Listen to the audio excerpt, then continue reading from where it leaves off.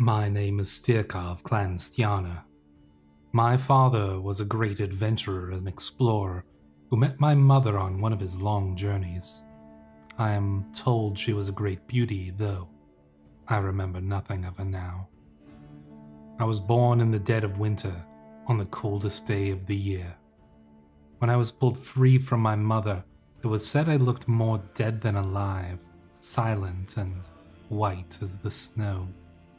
Some said I was cursed, others that I was a changeling brought by elves and switched within my mother's womb. Fewer still that within me runs the blood of Heimdall, guardian of the Bifrost. Whatever the reason, it was clear I was not a natural child. Days after my birth, a wise Gija named Sig came to our village. She told my mother she had received a vision of a child born in the snow, and that vision had led her here, to me. Some feared this strange woman, but my mother welcomed her and her good omens. Yet, my mother was not long for this world, taking ill and dying just weeks after my birth. My father was rarely home, often traveling great distances as one of the companions of Rurik the Troublemaker. I am told the two were close friends, fighting side by side and conquering many lands together. I do not remember much of him, though once he took me hunting, teaching me to track prey and to kill it. These were some of my fondest memories, and among the few I retain of my time with my father. Sig stayed with our village as a healer and speaker of omens. Occasionally, she would take me to the woods where she taught me about the gods, giants, and elves, and how to commune with them. She taught me there was more to this world than what we saw around us. Another world, hidden to all but a few. One day, when I was still just a boy, word came to us that my father had betrayed Jarl Rurik, turning against him and attempting to murder his former friend. For this, my father was captured and executed, and many of our clan's warriors were killed as traitors. The Gija saw the omens before the Jarl's men came for us. The last remaining people of my clan fled, but everywhere we were turned away by those who feared the Jarl's wrath. My guardian Frothy then suggested we looked eastward, towards the land of my mother's birth. Many left us along the way, but eventually we found a place to call home. Yet, even then, vengeance was burning within my frozen heart.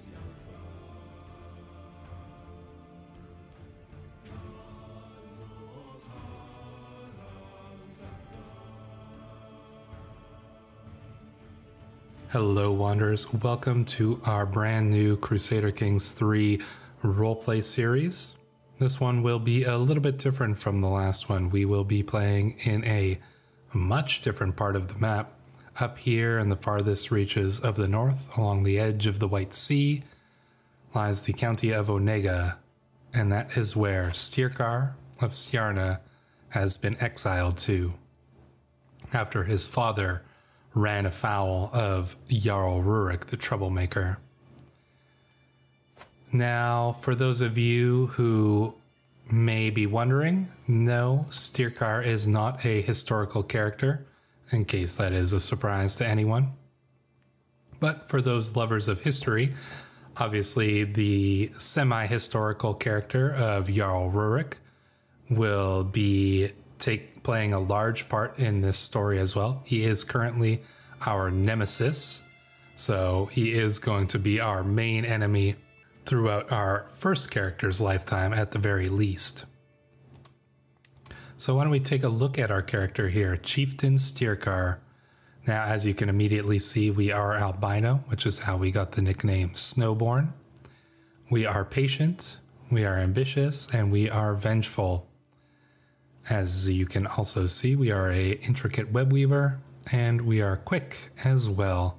So a pretty decent character.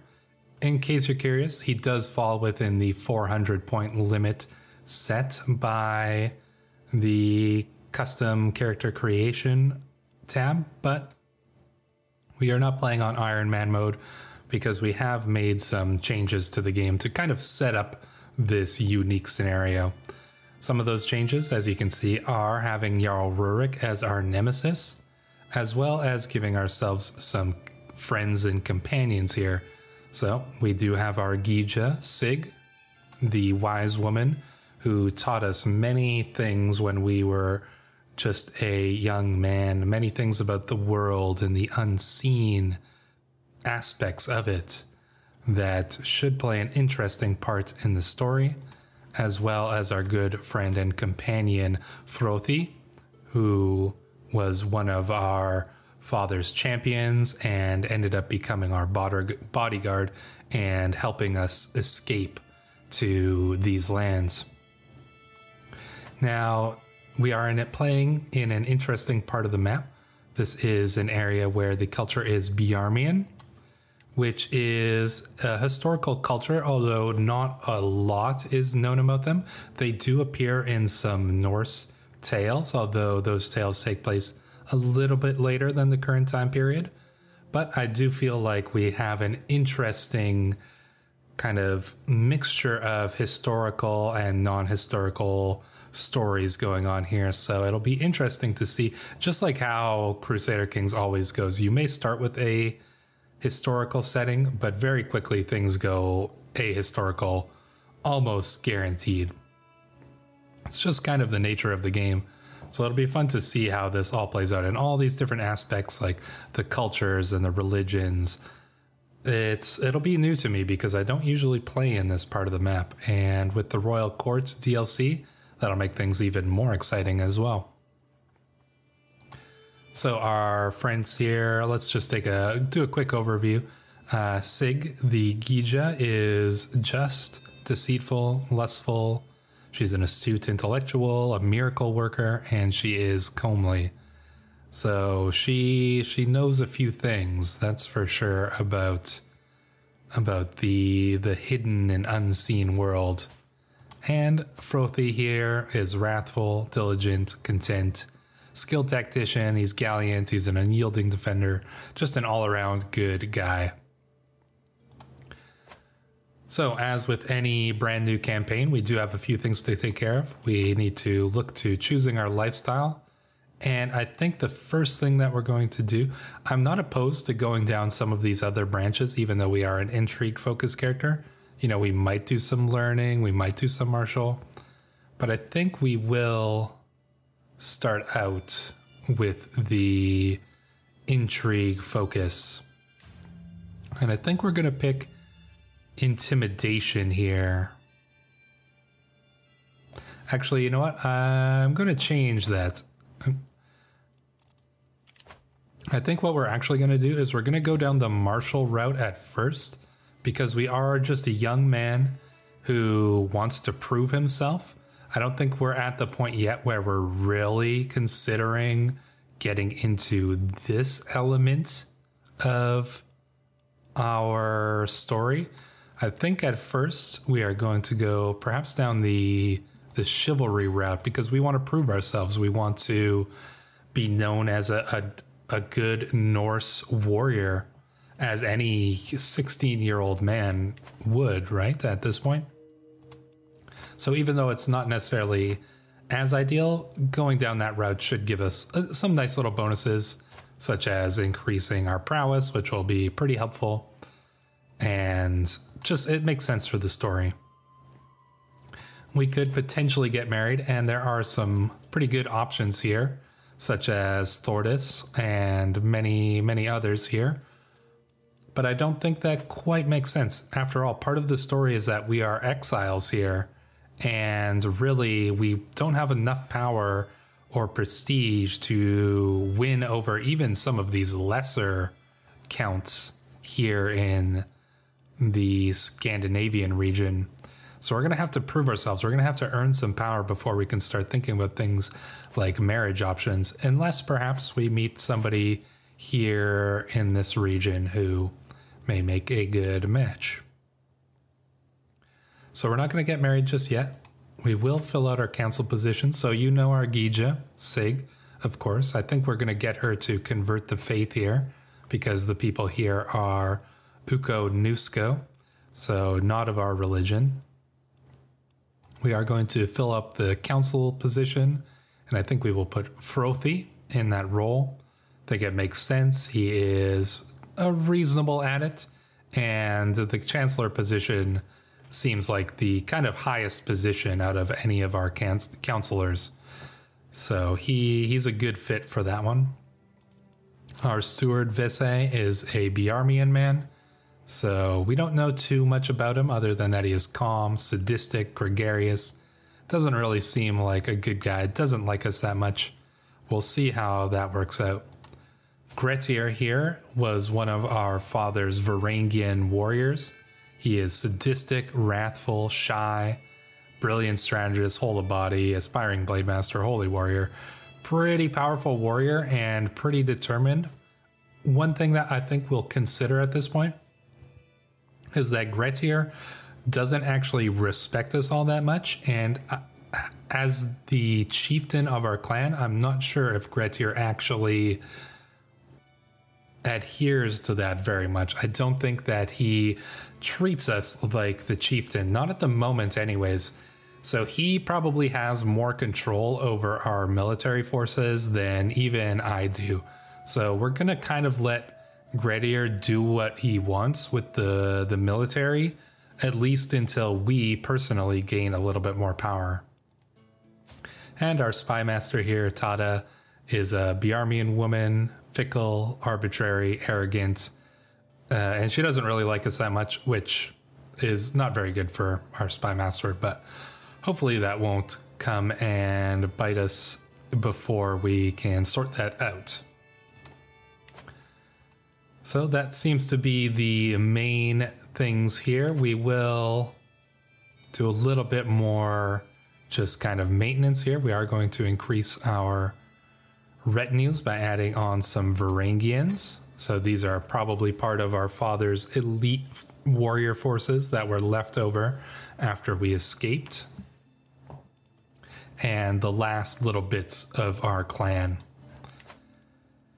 So we have kind of set everything up a little bit, and we shall let time run.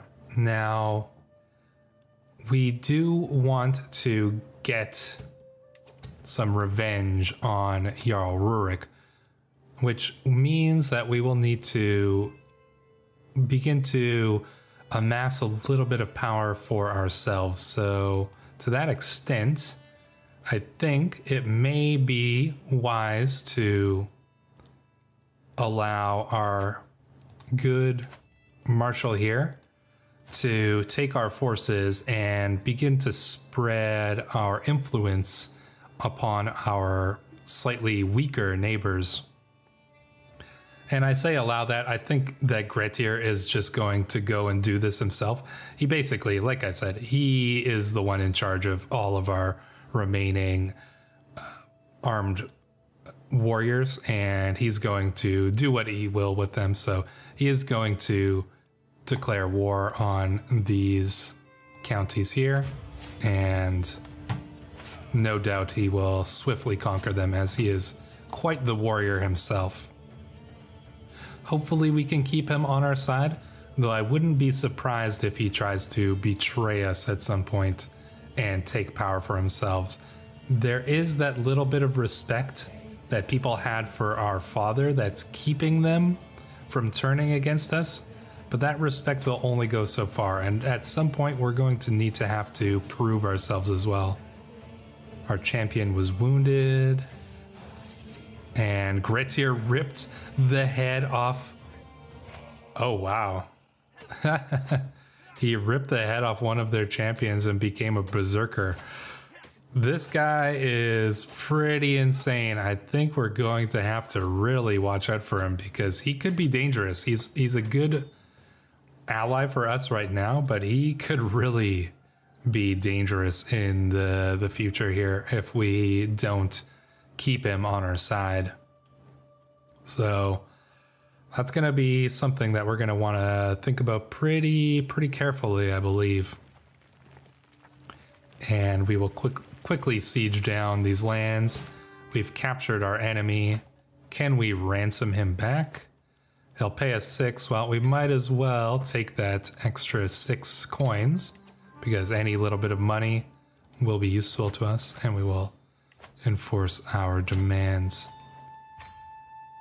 So that has expanded our power a little bit, but I'm pretty sure that Gretier is not done there. No, I think he wants to take control over all of these areas. So he's also going to bring our troops in to attack the county here as well. And he quickly gathers our forces, and he's going to move in to this county as well. So, like I was saying, this is kind of Gretier doing this on his own, and I think that he is doing this with the assumption that he is going to take control of some of this himself at some point. He's not really doing this for us. He's doing this, he is like a distant member of our clan, so he is doing this for the clan in some sense, but I have a feeling Gretier is going to want to be taking some power for himself in the very near future, so that's something we're gonna have to think about. Our champion Frothy ripped the head off somebody else and became a... Okay, so Frothy is a berserker as well. Well, that's pretty intense there. He's we've got some dangerous people in our court, that's for sure. And looks like we have defeated the enemy there. We can do a quick look at some of these battle details here. So as you can see, Nya, or Inga, perhaps, had his head ripped off by Gretier, and Somatsu died in an accident later, I suppose. We had some injuries as well. So that was that first battle, and then in the second battle here, oh, there was a couple more enemies were killed. Yeah, looks like Gretier slew this young man here, Kako. Siudbia was slain by Frothy, his head ripped off.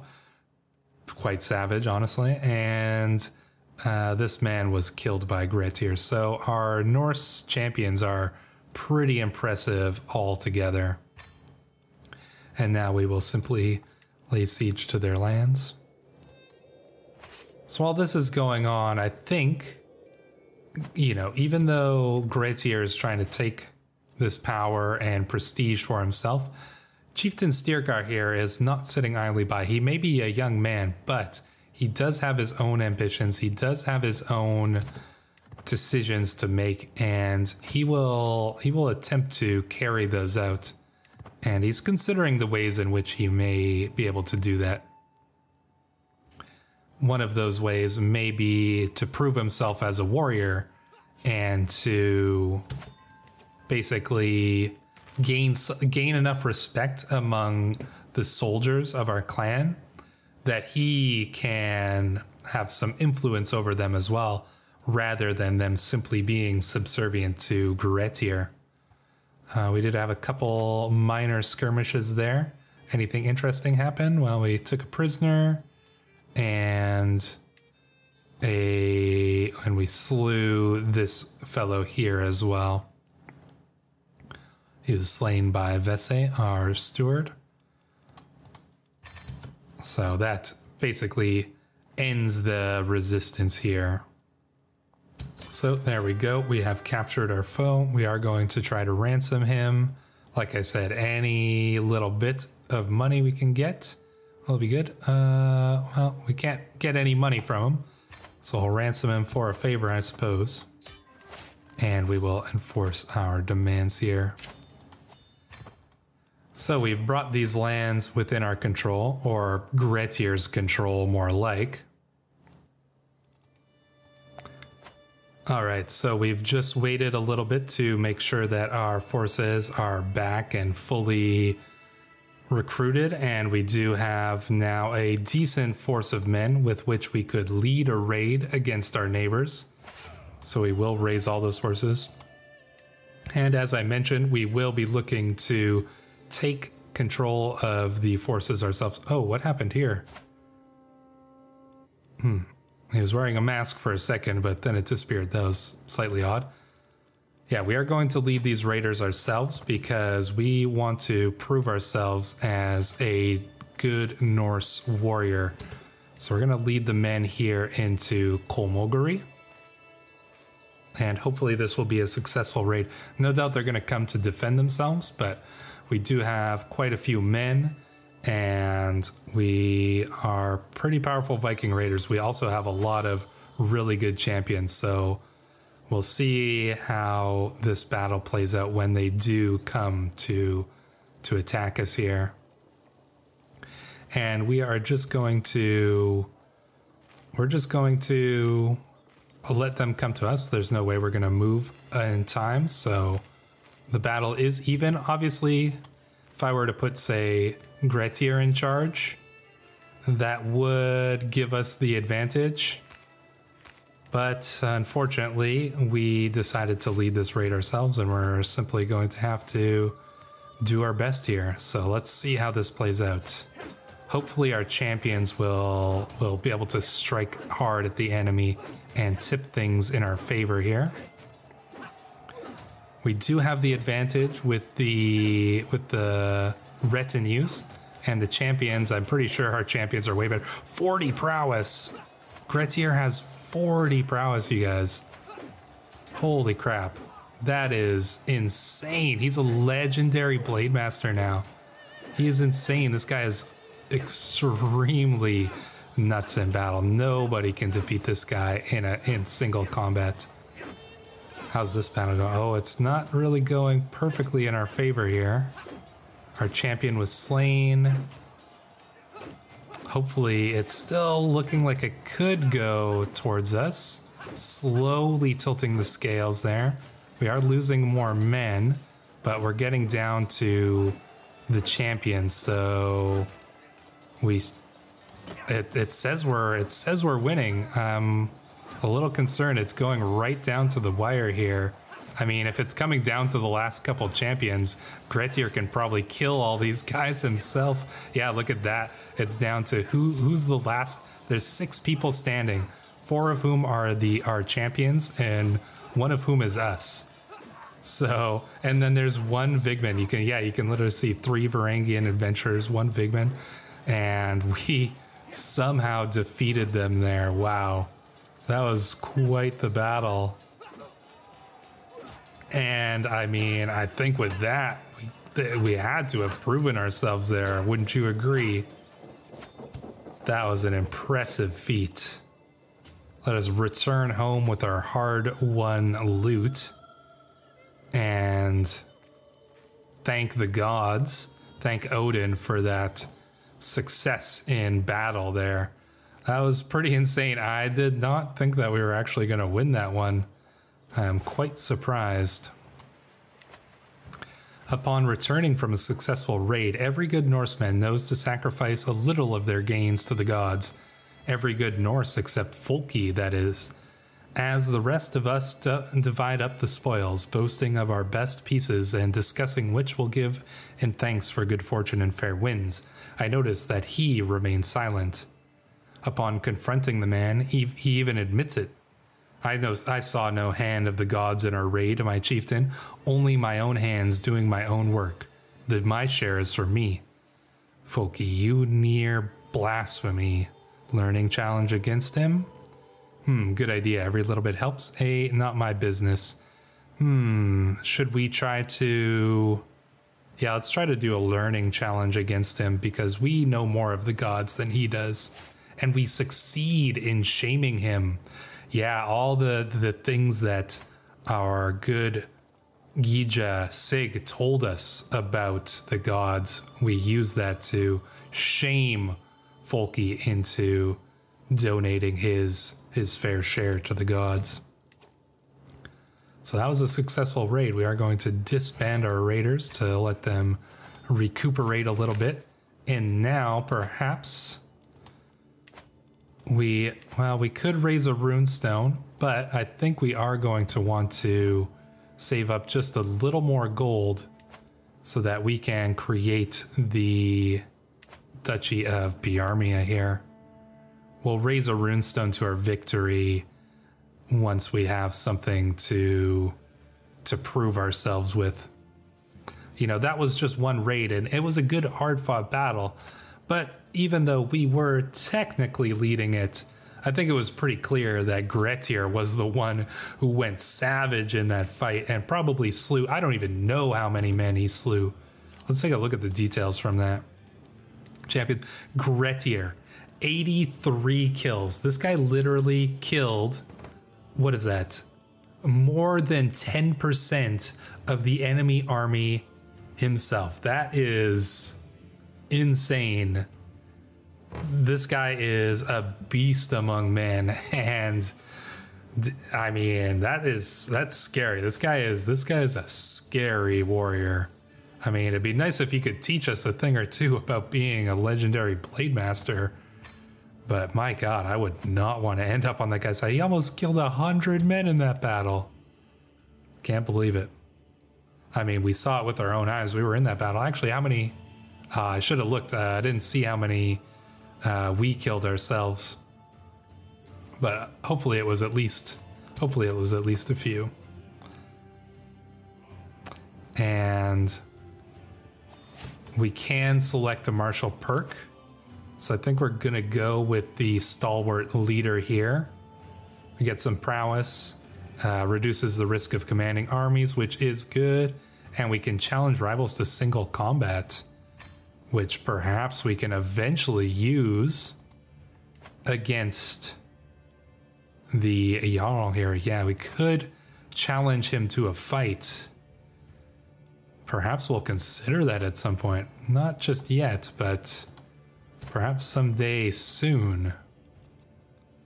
So we're just gonna save up a little bit more money here and then raise ourselves to a higher position than the one which we currently have. We did, like I said, we did prove ourselves there a little bit. In fact, perhaps, you know, we've raised up our forces a little bit. Perhaps we might be thinking of leading a conquest for ourselves. Yeah, we did just raid them. But perhaps now we're considering, well, we need to have some conquests for ourselves in order to show everyone that we are the real chieftain of this tribe, that Grettir is, you know, just a servant of us and not the other way around. So yeah, we're gonna go and do battle here. Let's see how this battle goes. I hope that, I mean, we should, if we won the last one, we should hopefully be able to win this one as well. So the battle is engaged and looks like things are slightly in our favor here. And yeah, looks like we're slowly whittling them down. Grettir wounded one of their champions. And yeah, they're slowly. Frothy wounded one of their champions as well. And yeah, looks like our champions really carried that battle a long way there. While the siege is going, let's take a look at those details. So Grettir, 51 more kills. Frothy, 23. Vese and Foki got a couple each. I don't think it says... Yeah, it doesn't say how many kills we personally got, which is unfortunate, but I mean, I'm assuming we got a couple in there. And we captured some enemies. We do have a few prisoners, I believe. So perhaps we do have some sacrifices for the gods. Concerned for my current war, my friend Sig has paid out of her own treasury to aid my efforts. Where did you get this money, Sig? 75 coins? I wonder where she got all that money. Well, she is interesting woman there. Well, we'll take it. That's a lot of money. That could go a long way towards our cause. So yeah, we're just going to lay siege to them here. I'm sure they're going to be back to try to lift the siege on their tribe, but I don't think it's going to go well for them. I will also set up grids here to take more control over these lands here. And looks like the siege will be wrapping up. Yeah, there we go. We control that now, and we'll simply have to finish them off, perhaps lay siege to another little bit of their land here. So I think with this, you know, leading a war, we're just still a young man, but we fought in the battles. We're leading the army. We led a successful raid. Now we're going to conquer. Yeah, okay, let's do battle again. This should be what will prove ourselves once and for all as the leader of this tribe. So yeah, here we are engaged in battle, and once we've defeated the enemy forces here, no doubt they will surrender to us. And our champion Gretier strangled Vese Hasabid with his own intestines.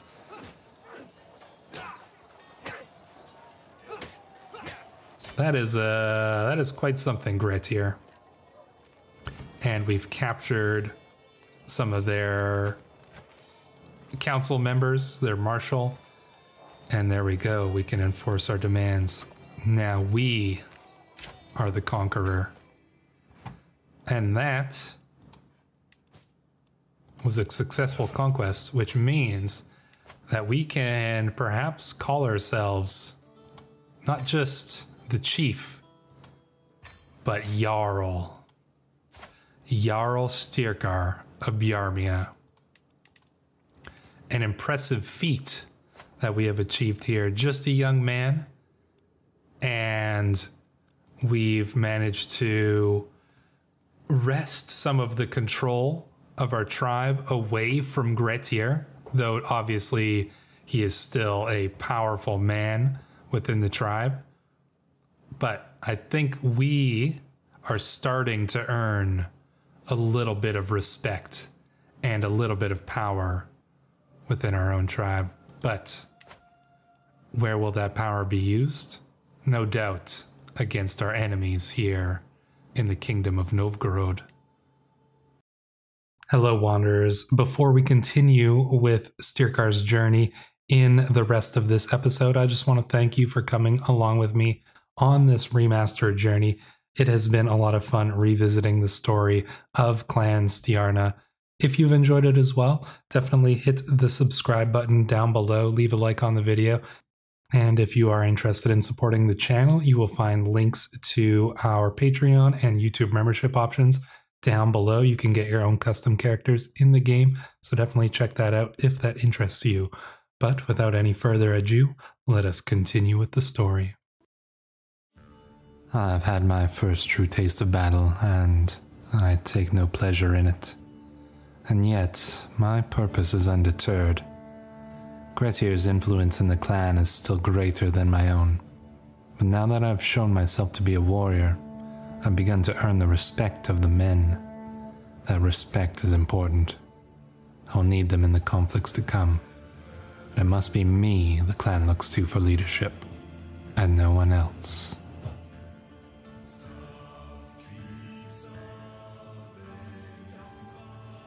Hello, Wanderers. Welcome back to our Crusader Kings 3 roleplay series following Styrkar of Clan Stjarna. Now, if you weren't following the story thus far, you should definitely go back and watch the first episode. But to bring you up to speed on the events thus far, Styrkar, an exile from his lands after his father ran afoul of the evil King Rurik, has fled to the lands of his mother's birth up here in Bjarmia, and he has formed a small society from the remnants of his Norse clan and is now building a base of power from which he can one day hopefully enact his revenge against his enemies. But that is still a little ways away, and for now he needs to consider solidifying his place, solidifying his power base and building up enough of a structure that he could actually strike against those who have done him wrong. So to that end, he, along with his very powerful Norse warriors, have conquered some of these lands here. As you can see, he now claims the title of Jarl of Biarmia, which is a large step up, though in large part due to the efforts of his marshal Grettir, and of course his good friend and bodyguard Frothi. Now, as you may remember, part of the story is that in the beginning, as certainly in the very first part of last episode, Jarl Styrkar was not very powerful even within his own clan. In fact, Grettir here had a lot more power than Styrkar did. So, in order to reflect that, and considering that it was Styrkar, or Grettir, I should say, who conquered these two counties, we will be turning those over to him, because I do believe that only makes sense. It will weaken us personally a little bit, but it will fit the story, I think. So we're going to give him these two counties. We're going to gain 25 stress because we're ambitious. That's quite okay. So he will like us a little bit more for now, but he is going to be quite powerful. As you can see, this guy is a ridiculous warrior, like literally insane warrior. I don't think I've ever seen anybody with this high of prowess. So hopefully he doesn't turn against us. If he does, he could probably kill us with his pinky finger, but you know, we're no slouch ourselves. We do have 22 prowess, so you know, we are a decent warrior, but nowhere to the level of Grettir. One thing I would like to do is find a good match for our dear friend and companion Frothi. I think it would be perfectly fitting that we would find him a spouse. So we may have one. Yeah, we could probably marry him off to our spy master here. I feel like that makes sense. We're not going to go far abroad. For right now, I think it still makes sense that we're kind of limited to this general region in terms of where we can look for political alliances and marriages and things of that nature, because consider that, according to the story, the people here don't really know anything about us, honestly. And this region during this time period, you know, traders from these Norse kingdoms may have ventured here, but it wasn't extensive. I mean, obviously there was a lot more going on over in this direction than over in this direction. So not that it was completely unheard of. There's some really interesting history and lore. If you look up the Biarmians, you can find some really cool stories from the Norse times that talk about them, but it's pretty limited. So information there is not in abundance.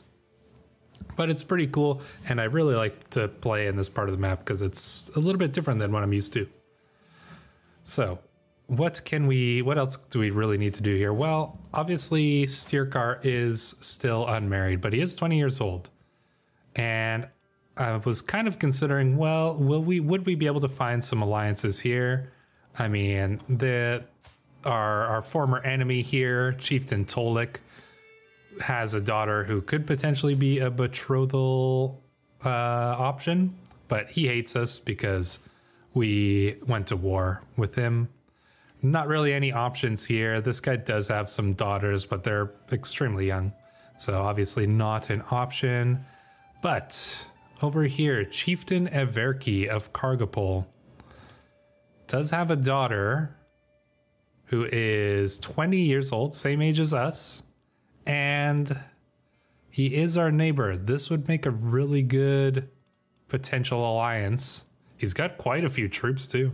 Yeah, look at this. He actually owns 3 counties.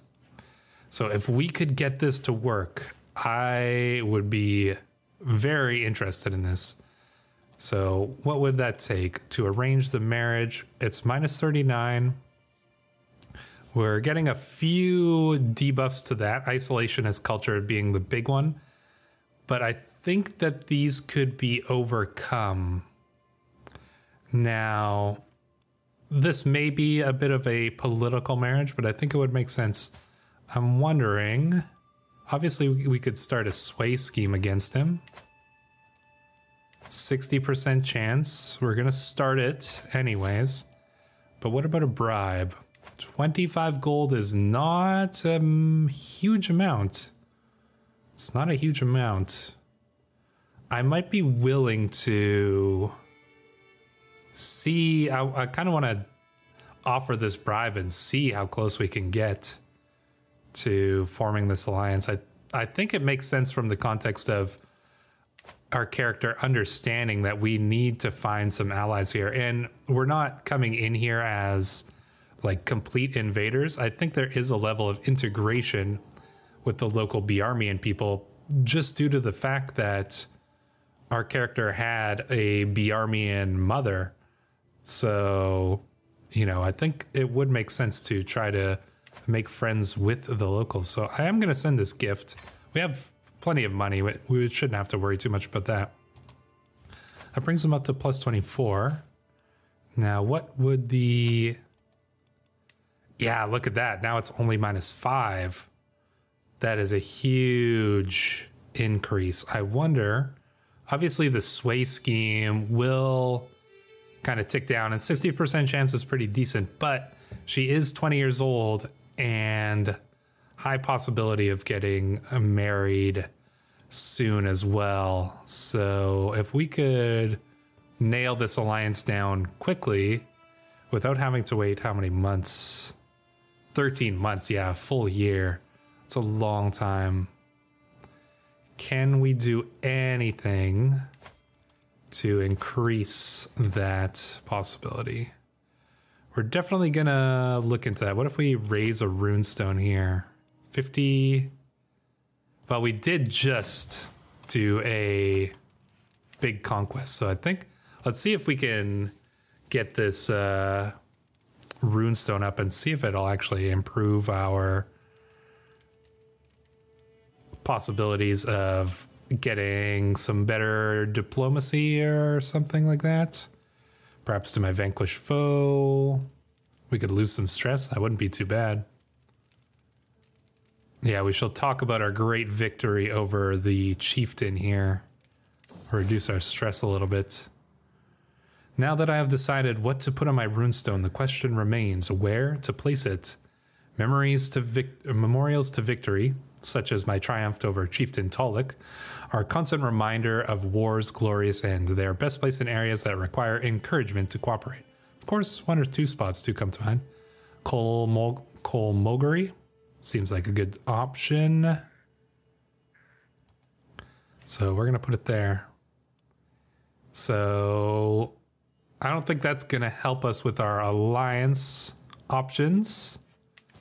We may just have to tough it out. We may get a good event here, and we might be able to win him over that way. So let's hope. Anyways. So there we go. We've increased the dedication of our faith, and that is pretty good. Now, there is one aspect of our character that I didn't mention in the last episode. I wanted to save this reveal, although some of you have no doubt caught on by this point. But as many of you know, we have been kind of raised in many ways by our good court physician here, Hofgodi Sig. And you may have kind of noticed that she seems to see things beyond what mere mortals would normally see. She has a keener insight into the stranger parts of the world, and she has taught us many of those things, which has kind of brought about the fact, let me just move this to the side here. There we go, slide it down there. That we are, in fact, a witch. Now, our character obviously is very new to understanding the things that Stig has taught us, but we do have that element of our character being more invested into the strange magics and the spirits and the gods, more so than many others, due largely to Stig's influence here. She taught us all these things because our mother was dead, our father was gone, there was few people to raise us, and she taught us a lot of these things. So we are technically a witch. What that means within the context of the Norse faith, I suppose we'll kind of see as the story plays along. But the way I see it for our current character here is that we have this understanding that there is more to the world than meets the eye. And although we're still new to this, we will be exploring that. I've actually never played a character who is a witch before, so I'm pretty interested to see what kind of effects that has on the gameplay. I have no idea what to expect from that, so it should be interesting to see. And I think it adds a really cool element to the story that this character is really in tune with the kind of spiritual side of things. So we'll see how that plays out in terms of the story. Now, let us see what this event is. Stranger at court. Several times in the last few days, I have noticed a mysterious vagrant, Rurik, at court. I neither recall his face nor the announcement of his arrival. He sneaks about the place and walks confidently everywhere. Perhaps he is doing nothing, but something about him sets my teeth on edge. Who is this guy? What mischief can one vagrant get up to in a day or two? Rurik, sir. He's diligent, compassionate, wrathful. He's not very good at anything. He's probably harmless. Vagrant. I shall make him a guest of honor. No. I think this will have dramatic effects. I'm kind of curious to see, honestly, what this is all about. And I think I can explain this away as like he is a Norse character who has come here into Biarmia. He's probably a traveler. My character's father was a well-known traveler. I think we may bring him in order to ask him about things that are happening back in the land of our birth. So yeah, we shall make him a guest of honor. Rurik is confused, overwhelmed, and elated by the treatment he receives. Being regarded as minor nobility appears to be an utterly new experience to him, and it's quite a while before the penny drops. It seems he is actually just a wandering vagrant who slipped inside the walls. As I am mulling what over to do, he comes in, cap in hand, and begs to be allowed to stay permanently. Well, he is begging. Outrageous, get out. Of course you may stay. We would get a strong hook on him. A loyal servant. I feel like we could use a loyal servant. He's not good at anything. But loyalty counts for a lot, and we could use somebody who is loyal to us. So I think we are going to let him stay, just due to the fact that he is a, somebody who could bring word here. And, maybe we'll send him out. Maybe we'll send him as a spy. Maybe that's what we're thinking. Send him as a spy here into the court of King Rurik one day. Could be a useful opportunity. I think we are, quick enough to understand that even a vagrant could be of some use, and not to simply throw away a potential opportunity.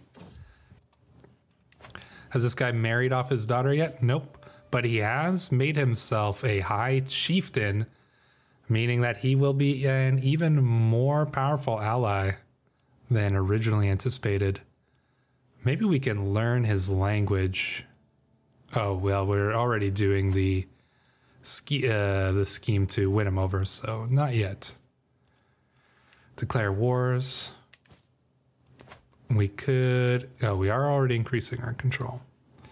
So one thing I'm actually thinking, and I do believe this would make sense, is although we originally started here in Onega, we have this little Norse Bjarmian settlement that we kind of built here with the exiles from our father's clan.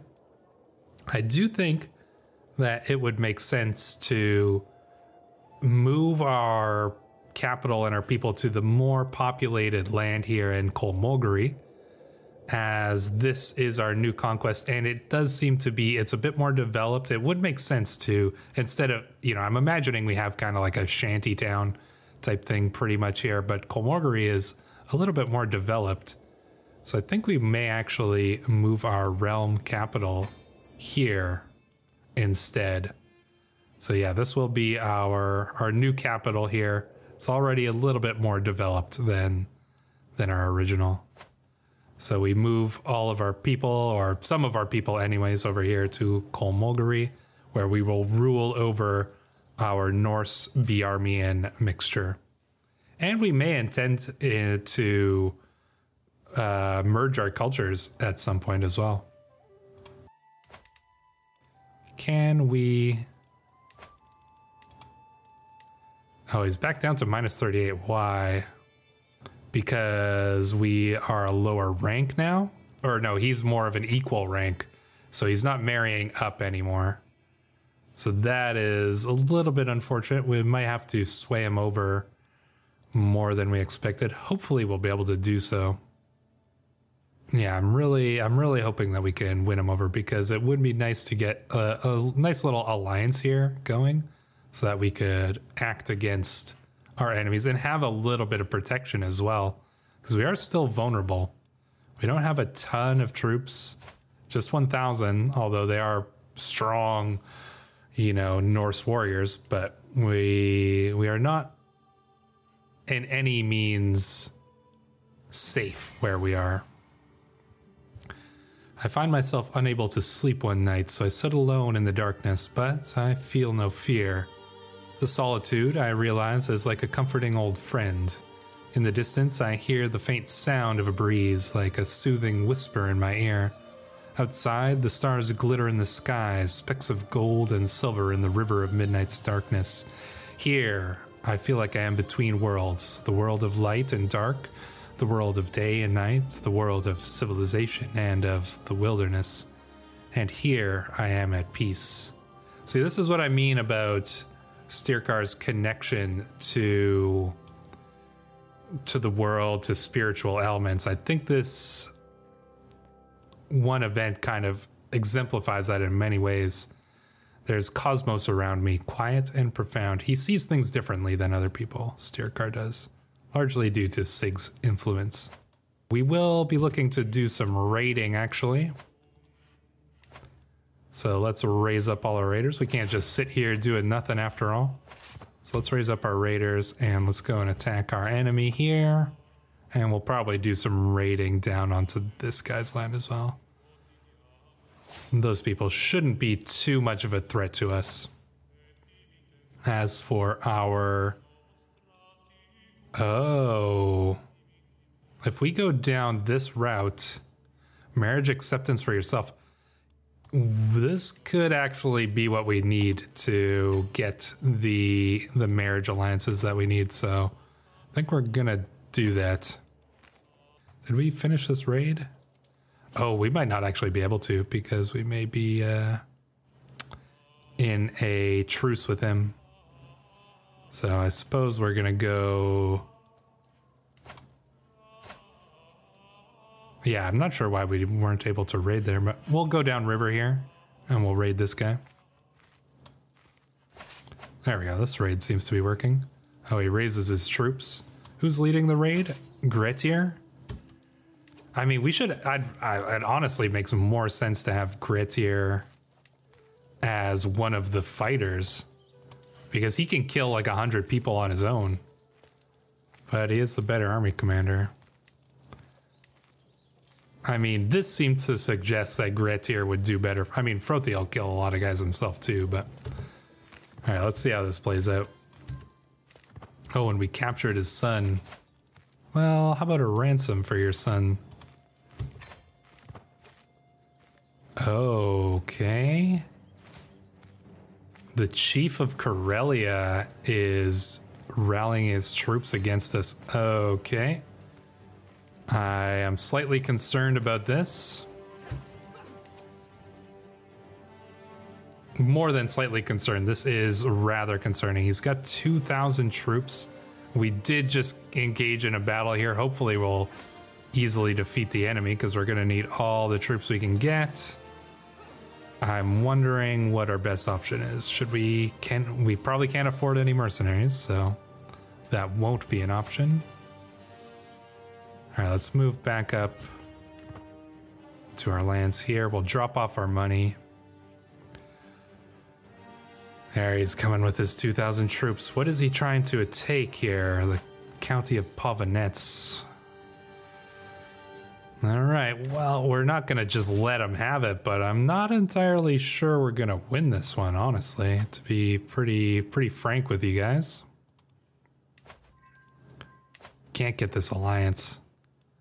So we're really hoping we would. Now, I'm wondering if we could potentially beat him in a defensive battle.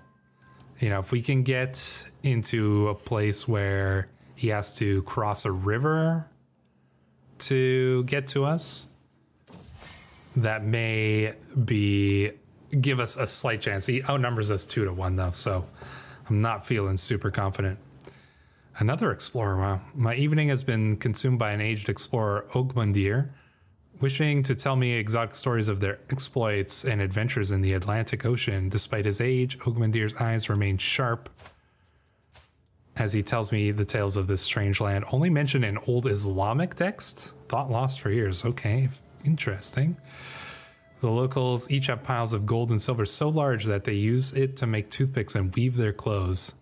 Though the hour grows late, Ogmundir seems more than willing to carry on. Fascinating. Again, from the top. Diplomacy. Oh, that's nice. Intrigue. Now, let's hear more tales of this place, the Atlantic. We could use the diplomacy. It might help us. Might help us win over a marriage prospect here. If we can get that next martial lifestyle perk, I think we would be able to get the marriage for ourselves. We're gonna let him, honestly, we're just gonna let him siege this down here. There's no way that we can. What? It really thinks that we can win this? Defending in taiga, defensive buildings, better army commander, more commander traits. Really? I find this a little bit surprising, but I mean, we could try it. Yeah, let's go do battle with them. Let's take the fight to our enemies. I still am curious if we would. No, I don't think we would be. Yeah, we wouldn't be better with Frothy. Well, Frothy, you're gonna just have to fight hand to hand there.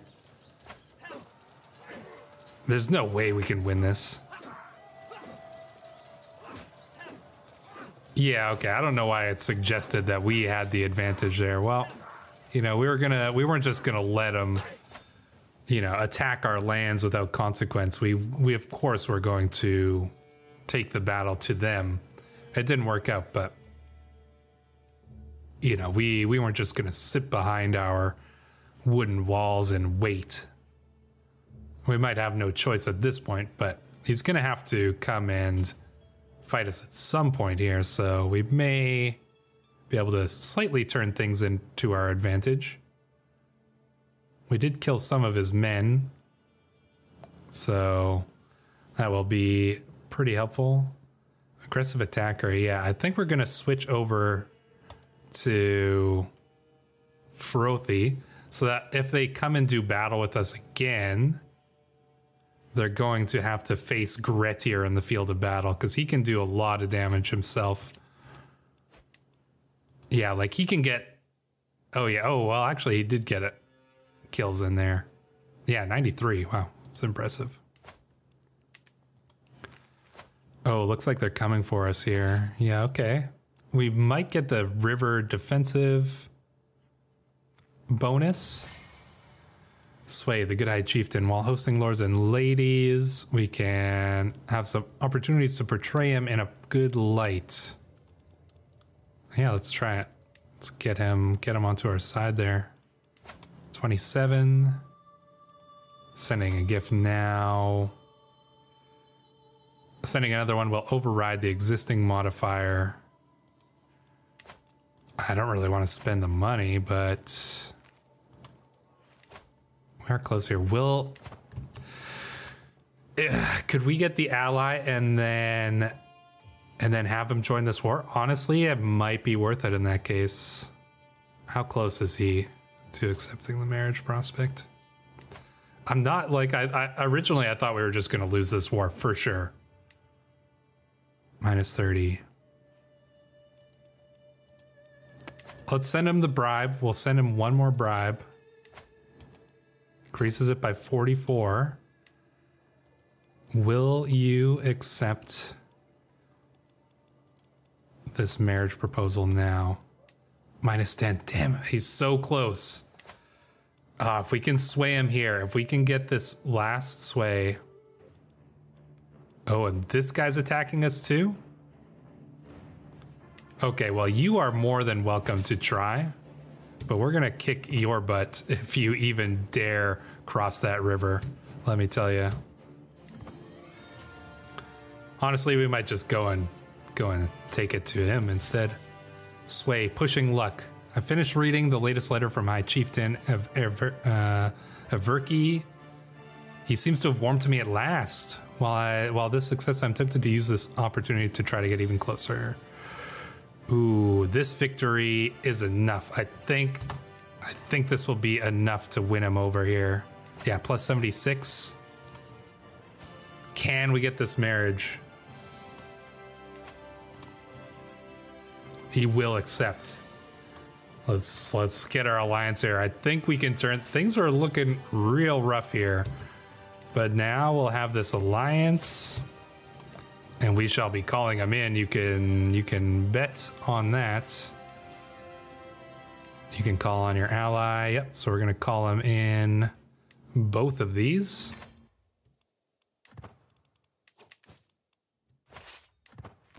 And maybe we should deal with our more powerful enemy first. We're gonna call him into this war as well.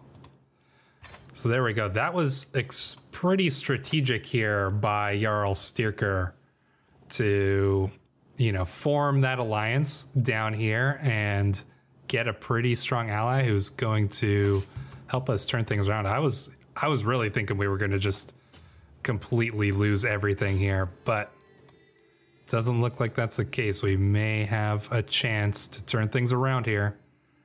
Styrkar, you are getting your chance to prove yourself. There we go. We are going to try to move up and meet up with our allies here. Are they going to attach to us? Yeah, looks like they are. Should I just put my... I mean, it would give us a much better chance here. This would be more of an even one. I suppose we'll let our good marshal lead the attack here. He does know what he's doing. I assume we're with the army, but Gretier, I mean, he is the one who knows how to do battle. So yeah, let's let them go here. Champion is just maiming people left and right. The battle is thick with blood and guts of enemy soldiers falling at the wayside as they are slain by Gretier and our other Norse warriors. The battle is hard fought, but seems to be slowly turning towards our favor here. Yeah, I think we may have this one. Can we capture the enemy chief here in this battle? That would be ideal. Then we could wouldn't have to worry about chasing him down and ending this the long way. Would we be so lucky? What? Oh my gosh, honestly, I was not expecting that. Let's look at the aftermath of that battle. So, details. Grettir, it was probably a good thing we put Grettir in charge because holy crap, he killed 123 men himself. Frothy killed 52, which is impressive enough, but 123. That's insane. He slew this guy. I'm pretty sure he maimed. Yeah, this guy got maimed. Brutal. That was a brutally fought battle. And then we capture the enemy commander. I was not expecting this, you guys. I honestly thought we were going to lose this war. I kind of figured we might be able to hold off on this one, but I thought this was a sure loss. He outnumbered us 2-1, and we had no allies. But while Grettir may have led the troops on the ground, it was Jarl Styrkar's intellect and his savvy that allowed him to form this alliance here with the chiefdom of Chudia and win over an ally who helped us take the fight to the enemy. And now I do believe that High Chieftain Ture is going to have to make some concessions here. We'll gain some prestige, we'll gain some money. Sounds pretty good to me. There you go. And don't come back, you Karelian bastards. All right, let's go deal with our other enemy here. Now this one, I think we may want to get a little bit of vengeance upon if we can. So yeah, let's send our troops over here to defeat our enemies in Kevrola as well. After that, we can probably actually go and maybe meet our wife, I imagine. I don't think we've even met her yet. We've just agreed to this marriage because we're traveling with the army, obviously. You know what? I'm going to lead this battle myself because I think this one should be enough in our advantage that I'm not going to have to worry about putting our able commanders in charge. Always trying to run. Well, you can run, but you can't hide. No, you can't even run. Okay, well, they're going to hold out here. All right, let's see how this goes. Our champion was maimed. And, oh yeah, they didn't stand a chance there. That was a pretty impressive victory. Anything interesting happen? Slew a couple of his champions, yeah. Who were they killed by? Heart ripped out by Frothy and slain by Vese. Pretty well done there. It irks me that my rival King Rurik seems to enjoy the comforts of a blissful marriage with his wife King Ingrid. I could cause him a good deal of stress and worry by sowing suspicion between the two, making them doubt one another. This is awesome. This is our first chance to strike back, even just a little bit, at our enemy, Jarl Rurik here. Obviously, we are not powerful enough to strike against him directly. And I don't even know if we want to. I think we want to make him suffer and, really regret crossing our family. So I think starting out this way really makes a lot of sense. I will plant letters to Queen Ingrid from a secret lover. I'd rather frame King Rurik instead. No, I think we will, you know what? I think we're going to make him think that his wife may be seeing someone else. Yeah, let him stew over that a little bit. We also captured our enemy's son and heir. We will perhaps get a ransom for that. Yeah, he'll pay 50 for that. So let's get our ransom here too, because money will still be useful to us. There we go. And enforce our demands. I don't think he's going to try anything against us again anytime soon. So there we go. That was a successful battle, and now we can finally go home to our new wife and our new capital here. You know, I think at this point, you know, we're 25 years old. I feel like we may have, you know, started to grow a nice Viking beard, you know, as one good Norse lad should. So we've met our new wife. Let's take a look at our new wife. She is stubborn, she is greedy, and she is chaste, and an insightful thinker. So she's quite intelligent, which I think we would appreciate. You know, obviously chaste is not necessarily a great trait for a wife, but I think it's actually not too bad. If we can, obviously because of the way partitioning works here with our realm, having 1 or 2 kids is honestly plenty. So I'm fine with her being chaste, but I would like to learn the language, the Finnic language. I think that would be useful, and learning our wife's language I think makes a lot of sense. Obviously we don't love each other yet, but who knows, maybe there will be a love that will blossom between these two characters. It was an alliance of, or a marriage of convenience, a marriage of political means to mutual protection here between Chudia and Biarmia, but perhaps it will grow into something more.